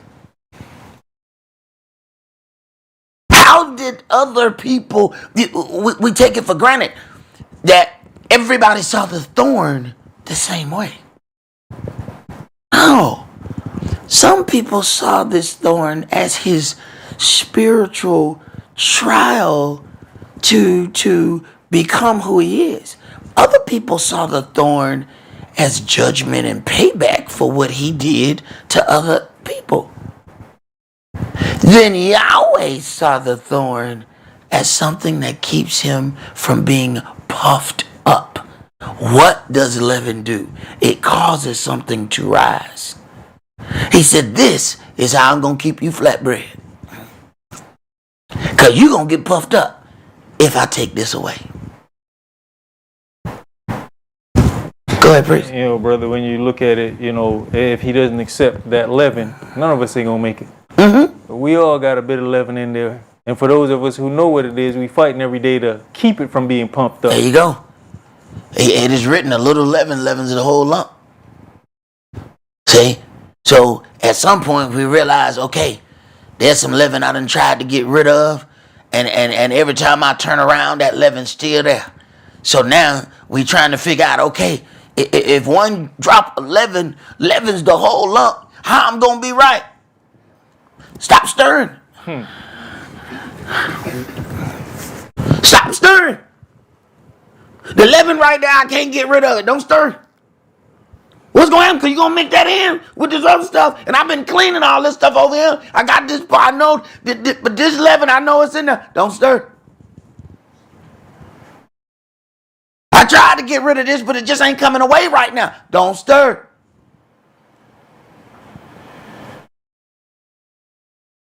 Go ahead, Bree. 2 Timothy chapter 2 and verse 14. Of these things put them in remembrance, charging them before Yahshua that they strive not about words to no profit, but to the subverting of the hearers. Study to show yourselves approved unto Elohim, a workman that needs not to be ashamed, rightly dividing the word of truth. But shun profane and vain babblings, for they will increase unto more ungodliness. And their word will eat as does a canker, of whom is Hymenaeus and Philetus, who concerning the truth have erred, saying that the resurrection is past already, and overthrow the faith of some. One little bitty word can overthrow the faith of somebody. Do we consider that sometimes when we talking? Go ahead. Nevertheless, the foundation of Elohim stands sure, having this seal. The Adonai knows them that are his, and let everyone that names the name of Yahshua depart from lawlessness. But in a great house there are not only vessels of gold and of silver, but also of wood and of earth, and some to honor and some to dishonor. If a man therefore purge himself from these, he shall be a vessel unto honor, sanctified and meet for the master's use, and prepared unto every good work. Okay, so then if a man purges himself from these, so then this man has to do everything that he can to remove the leaven that he has access to.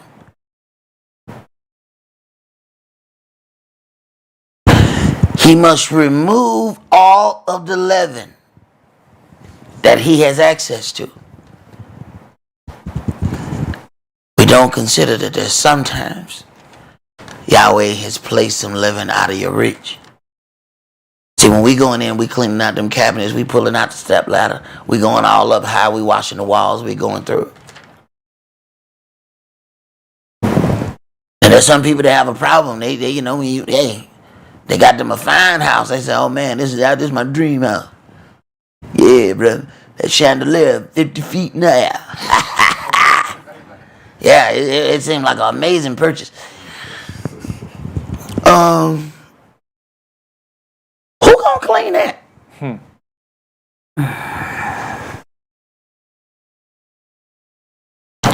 Interesting. Go ahead. How many years have you cleaned? And you know, every year you're supposed to get better and better. And at some point, you looking with, where the hell did this come from? Right. And you know, it just dawned on me, that's one of those situations of Yahweh saying, you ain't never going to be perfect. You got to give it a perfect try. You just ain't never going to be perfect. Right. But see, what we'll do is we'll take that and we'll give it a haphazard try. And then we've already turned in a voided sacrifice because we didn't put any real effort in it. See, he knows the effort that we put into wrong. You're being judged by your own effort. You're not going to be judged by my standard of working. You're not going to be judged by my standard of cleaning. You're not going to be judged by my standard of doing things. You're going to be judged by your own. The problem is you just didn't know you were being judged. See, you didn't know when you were hanging out with the heathens and you went and furnished everything for the gathering. You bought the steak. You bought the sauce. You bought the bit. You didn't know that was you were setting your own bar. And then when he brings you into the truth and he see, oh, you don't do that? Oh, yeah, you already failed. I didn't set your bar, you set your own bar. You set your bar before you got here. I'm not in control of your bar, you are. He know when you're faking. When he come and he see, oh, okay, that's what you put in church. Okay, I distinctly remember a heathenistic gathering. And I know what you did. I don't make your bar. You do.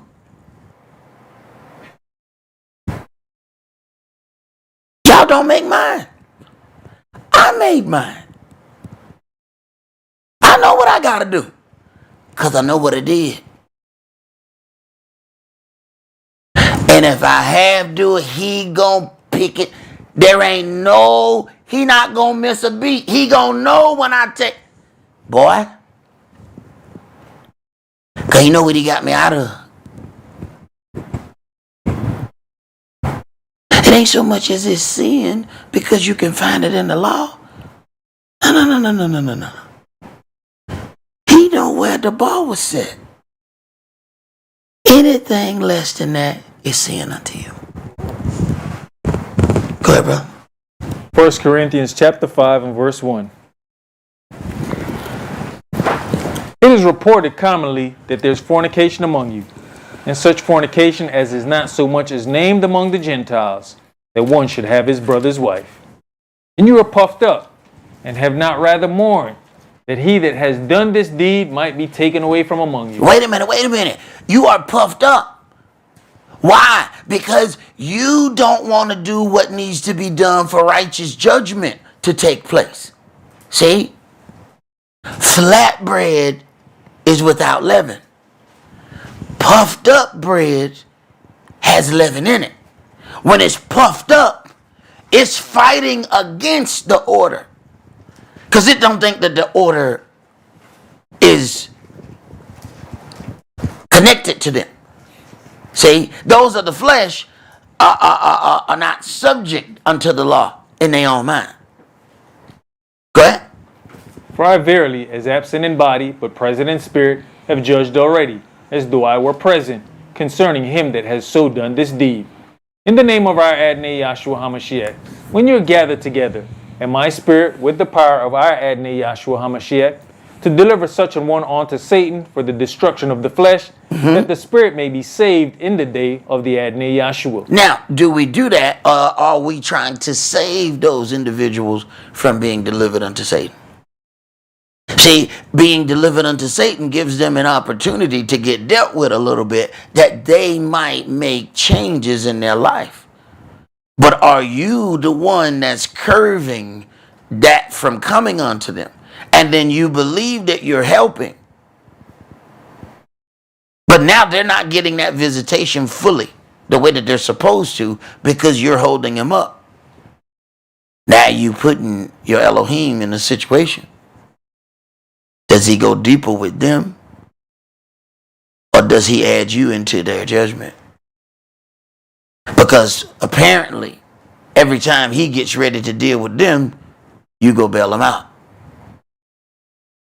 So, this equation either has to have another variable, or I'm going to have to do something to you to make you so busy that you stay out my business. Sometimes leaven might be disguised or might have shown itself in your heart as love. That you're showing love to somebody else. But it's leaven unto Yahweh. Because you in his business. I'm trying to get to this individual and you keep stepping in my way. That what you think is love is leaven unto him. He must remove the leaven. If that's you, we got a problem. That may not be how you seeing it, but it really doesn't matter your perception. He has to remove the leaven. And right now your love may be leaven unto him for the job that he's trying to do. It says deliver them unto Satan. So that when they go through these hardships, they will then be motivated to make a change in their life. Go ahead, brother. Your glorying is not good. Know you not that a little leaven leavens the whole lump? A little leaven leavens the whole lump. Go ahead. Purge out therefore the old leaven, that you may be a new lump, as you are unleavened. For even Yahshua our Passover is sacrificed for us. Therefore let us keep the feast not with old leaven, neither with the leaven of malice and wickedness, but with unleavened bread, with the unleavened bread of sincerity and truth. I wrote unto you in a letter, not to company with fornicators, yet not altogether with the fornicators of this world, or with the covetous or extortioners, or with idolaters, for then must you needs go out of the world. But now I have written unto you not to keep company, if any man that is called a brother be a fornicator, or covetous, or an idolater, or a railer, or a drunkard, or an extortioner, with such an one, no, not to eat. For what have I to do to judge them also that are without? Do not you judge them that are within? Do not you judge them that are within? Isn't that your job? But do we understand that? See, when something then comes forth, we'll say, oh man, this brother judging me. Right. I don't think you understand what a brother's job is. Because see, we'll take one thing and then apply that. Judge not your brother. Yeah, because that ain't your job. He said, I judge them that are without. Wait a minute. Didn't I put you in charge of something and make you set it up? All right. We'll set you together something and make sure you take care of that business. Who helps get it in order? That's going to fall on somebody.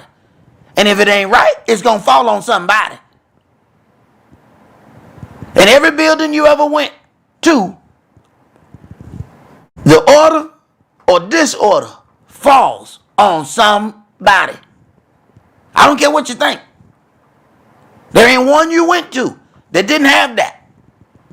When something go wrong, they're looking for somebody. And it's your job to judge them that are within. He says, my job to judge them that are without. That's my job. I'll take that one. But anything I send to you, you better deal with it. Now, are we too busy trying to be friends with it? Are we too busy trying to not upset it? That we can't help find the leaven and help pull it out? If it says we're going to be a kingdom of priests, not a kingdom of friends with one another, not a kingdom of likers, not a kingdom of I'm going to say everything that everybody like. If we're going to be a kingdom of priests say some things that might upset 95% of the people in the room.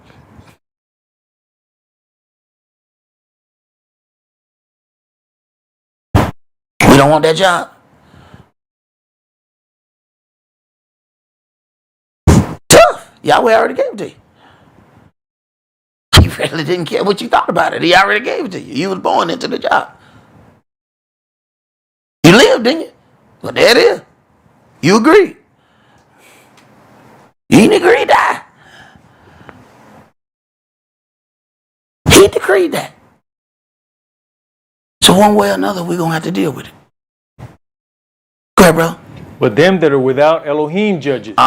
Therefore, put away from among yourselves that wicked person. And sometimes that is very difficult for us to do because we don't want to get into that level of a situation. But it's easy for us to go and purge out the leaven out of that cabinet because we can look in that cabinet and we'll see, all right, it's sodium bicarbonate, it's got to go.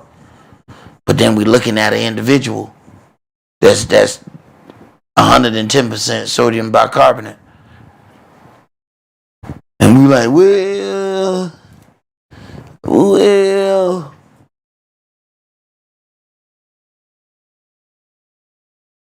It knows what is right, but refuses to do it.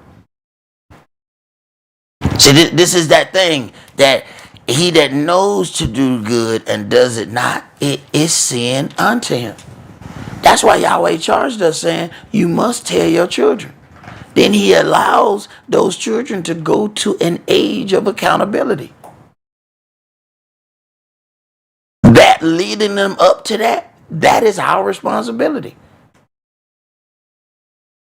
And it's very uncomfortable at times. But you are charged with that job. And he's going to hold us accountable for that job. And now, one of the things that we have to consider is sometimes we're trying to find creative ways to get around things. It's like when the people that we know are taking performance enhancing drugs, but what they do is they alter the performance enhancing drug so that it's not chemically steroid. Okay? But did you start jumping here and ended up next door? You taking performance enhancing drugs. I don't care if it's chemically steroid. Now, why do we deal with that? Because at some point you have to consider, when we get into all of these ingredients, what is your intention when you are trying to put certain things together? If Yahweh says that we're supposed to have something unleavened, and you are taking certain things to try to make something, why are you trying to make anything that will make the bread rise? What is your intention with that? So what if you find a list of things that Yahweh didn't mention, but somehow your flatbread wasn't flat no more? It's sin. The leaven is not about what you put in the bread.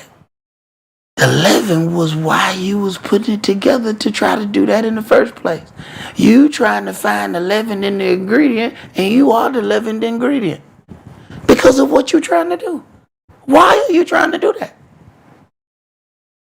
But I want you to go to this list of things that we got here. I'm gonna read a couple of these because we encounter some things as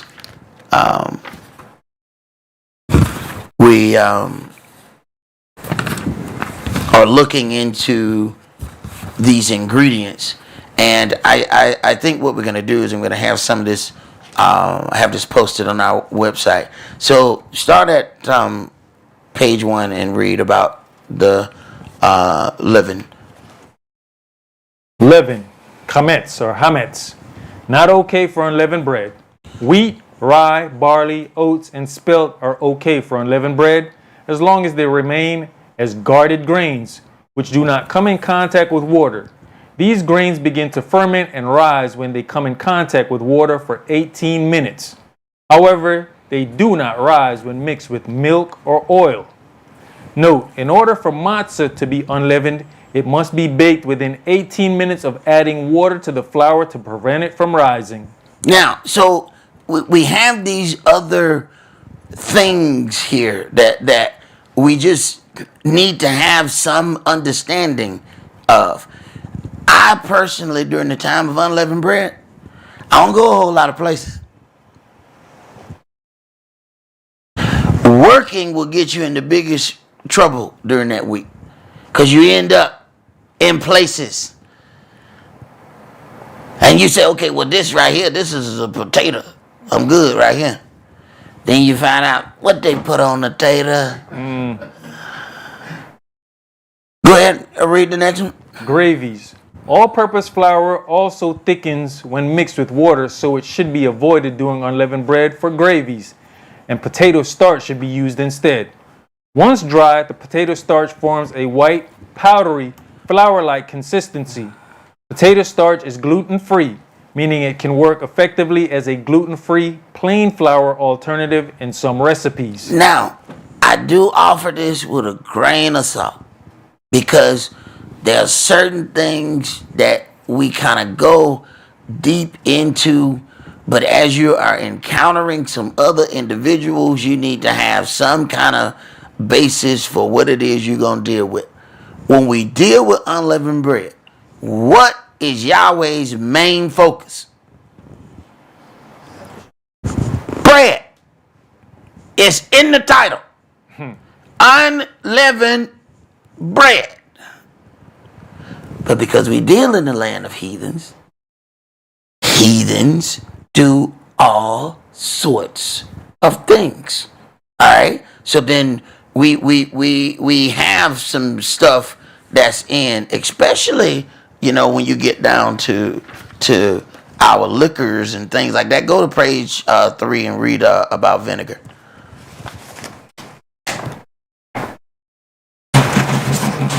It's on 2, I'm sorry. Page 2.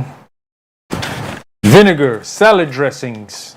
Vinegar is manufactured from fermented, distilled alcohol, and there are various sources of alcohol. In the United States, most vinegar and alcohol is corn derived. Corn is okay for unleavened bread. Now, think about this though. It's corn derived, right? It says that after you get to first fruits and you don't make an offering, what can't you eat? Corn. You realize how many things are off the table? It just gets strange. Now, some of this stuff on like certain liquors during unleavened bread. Go to page 3 and read the top of that. Scotch whiskey. Scotch whiskey always contains malted barley and is therefore always Comets. Bourbon must always contain a majority of corn, kitniat, but because bourbon has a small amount of either barley, wheat, and or rye, it is Comets. All right. So then we look at those things. If it's Comets, it is leaven. If it is leaven, it cannot be used during unleavened bread. Go ahead. Corn whiskey. Now, our forefathers didn't have all these problems. You think they didn't have nothing already? Hey, man, they know what to do. They have all these problems. They said wine for the new maize, corn for the men. What do you think they were doing with the corn? But they knew exactly how they was going to process what they were going to do with their stuff. So don't think that they had all of these gatherings and didn't have no drink. Don't get it twisted. They just knew how they were going to bring what they were going to bring. Go ahead. Corn whiskey. It is possible to produce whiskey exclusively 100% from corn, making it kitniat, approved for unleavened bread. Corn whiskey liquor is made from a mash of at least 80% corn and distilled to a maximum strength of 160 proof, 80% alcohol by volume. When the fermenter has been filled for 30 minutes, yeast is added to the recirculation corn mash. The fermenter takes about 23 hours to fill. Once filled, fermentation begins to accelerate, releasing heat, which is evaporated in the fermenter cooler, resulting in neutral spirits. All right. So, it says corn whiskey is not required to be aged in wood barrels, which is considered Comets because of possible contamination with so-called kosher products, because we don't know what was in that barrel before. Hey, we don't know what was cooked at Waffle House before we got there. But, if you go to there and you ask the people to clean that grill, they will. You can get them little dollars y'all be saving. Yeah, get it to $2. Hey man, I give you a couple dollars, man. If you clean off that grill for me. Yeah, clean that whole grill right there in front of you, and then cook your stuff fresh, so you ain't got to worry about the downdraft for that pork chop that was sitting there. You ain't got to worry about the downdraft for that pork chop. I never considered it till I watched the brother in the Word walk in there and do it. Excuse me, man, can you get them to clean the grill? I'll give you such and such. She sat back and watched. To clean out that whole grill, then they made that brother stuff. He paid for his meal, and he paid for the extra. I said, now, that was rather interesting.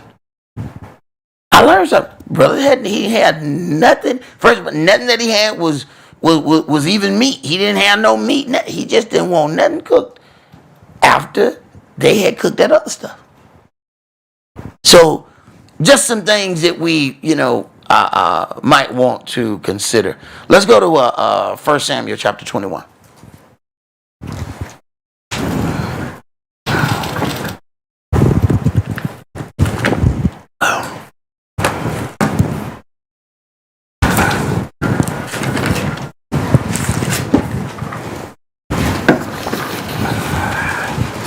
First Samuel chapter 21, and I want to read verses 1 through 6.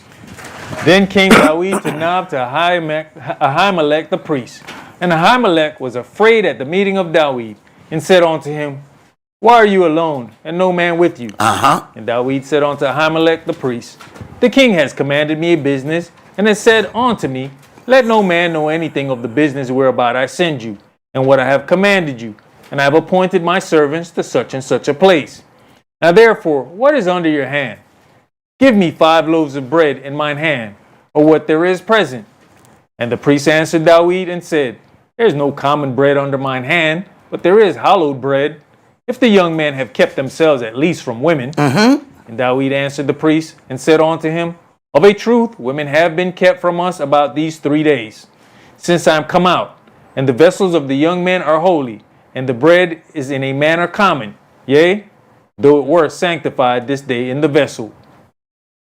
So the priest gave him hallowed bread, for there was no bread there but the showbread that was taken from before Yahweh to put hot bread in the day when it was taken away. All right, so then David gets this bread. He is given this bread. He has been sanctified these 3 days accidentally. Wasn't his intention. So Yahweh will accidentally make you do something right. He wasn't on no holy mission. He was on a I need to live mission. So he couldn't bring nobody with him, no way. So some things that we may be trying to do and Yahweh is orchestrating it to happen a different way, then later on you find out, oh, that's why. Now, what if that woman had agreed and went with David? Would he have been sanctified against the 3rd day when he came to this place? See, it's hard to prepare for something that Yahweh ain't told you that you finna do. So then he helps you prepare for some things. As it is written, I've commanded this woman to sustain you. But ain't nobody talk to her. So here it is. He's bringing you to a point where you need to be unleavened. You need to be sanctified. So I'm going to make you go through something. So that you're unleavened and sanctified by the time that you get there. Let's go to Exodus chapter 19.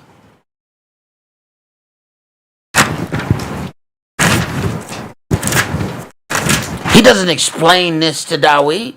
There is a foundation of why it's happening, but he doesn't explain it to him. He says, surely about these 3 days. You saw he said about.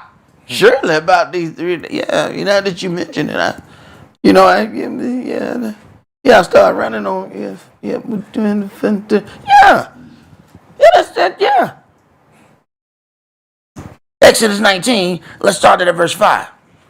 Now therefore, if you will obey my voice indeed, and keep my covenant, then you shall be a peculiar treasure unto me above all people, for all the earth is mine. And you shall be unto me a kingdom of priests, and an holy nation. All right, you were born into it. Go ahead. These are the words which you shall speak unto the children of Israel. And Moshe came and called for the elders of the people, and laid before their faces all these words which Yahweh commanded him. And all the people answered together and said, All that Yahweh had spoken we will do. And Moshe returned the words of the people unto Yah. And Yahweh said unto Moshe, Lo, I come unto you in a thick cloud, that the people may hear when I speak with you, and believe you forever. All right. I come to you in a thick cloud, that the people may hear when I speak with you, and believe you forever. When people have no fear of Yahweh, it's because he has not shown them his power. He's showing them a little bit of his power so that they will listen to his servant. And I already know you believe in me. I don't need to do that for you. Now I need to do that for them. Because they're going to keep trying you. Matter of fact, they're going to try you even though I show. But if I don't show, they're going to kill you. This is going to be the only thing that's going to keep, because they're going to argue with one another. As one group get ready to kill you, another group going to say, man, if I was you, I wouldn't do that. That's the only thing going to keep you alive. So let me show them some kind of power that they may learn how to fear me and in turn respect you. Go ahead. And Moshe told the words of the people unto Yahweh.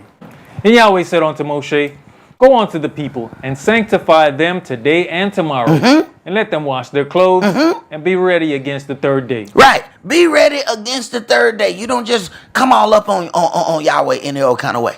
And it is amazing to me that some of the same individuals who will go and be concerned about vinegars, and they'll be concerned about enzymes, and they're concerned about all of these things. Yet when it's time to make an appearance, they don't tell any of their people to sanctify against the third day. You got a day that you making an appearance before Yahweh. How is it you're not sanctifying against that third day? But you concerned about reading, what's in the ingredients.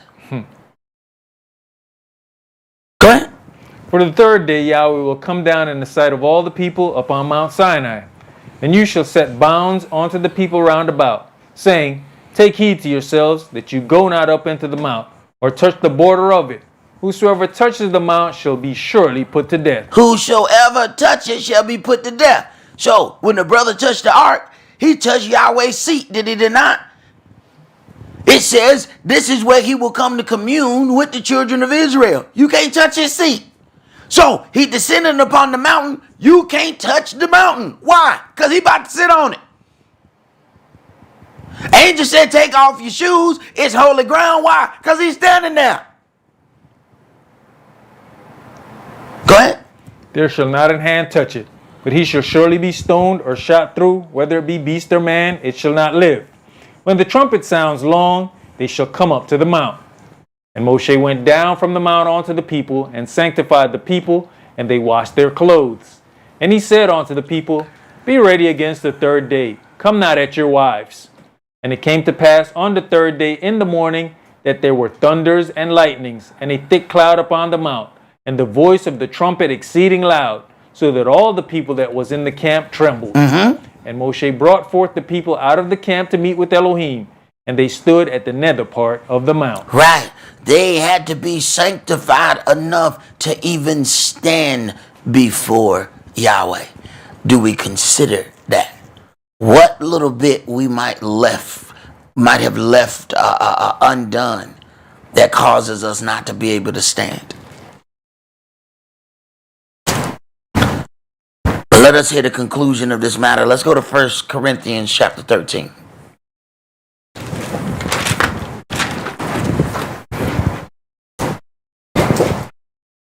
Searching out leaven is not a pretty process.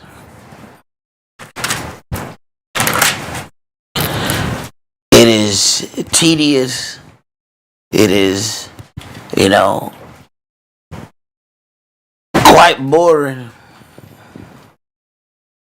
But we have to consider how much energy, how much effort are we going to put into that part of the job.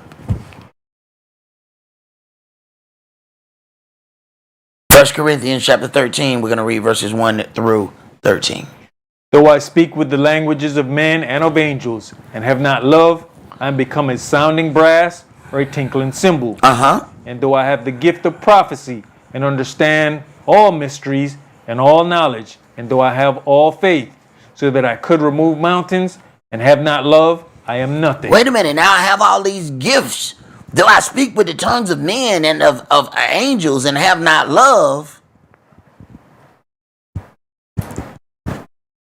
I'm holding some leaven.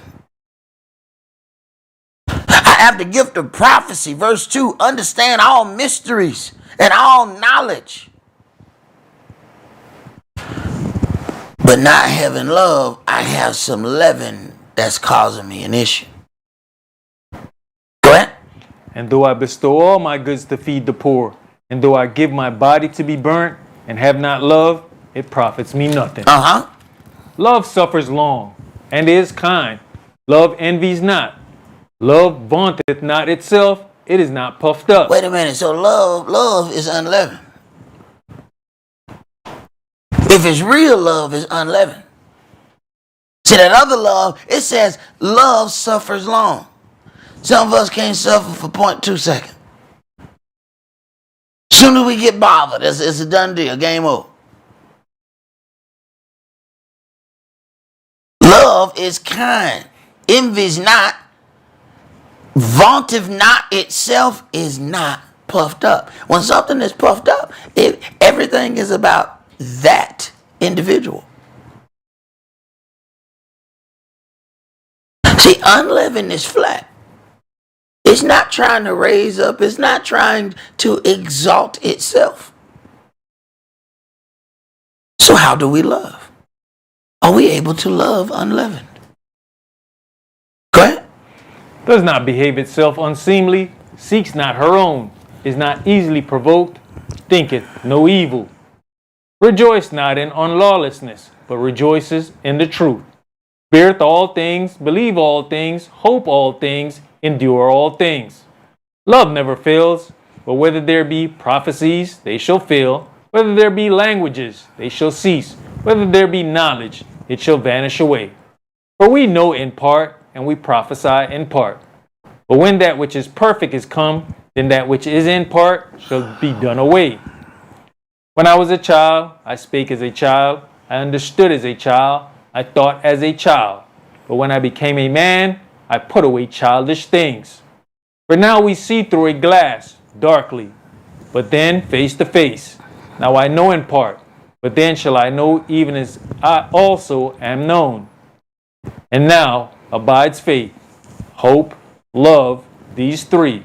But the greatest of these is love. Right. And then we have to ask ourselves, how do we love? Do we love according to what we think is acceptable to the entity in front of us? Or do we love according to what's written in this book? Like I said, sometimes you love somebody and you have to fight with them to make them do right. People say, well, if you love something, you wouldn't fight. Sometimes it's that love that make you fight. There was a whole lot of things written in there about love. It's amazing that we limit love to one or two things. So just even considering what's just written in the New Testament, and we would always hear these cliches that you hear on Sunday morning, God is love.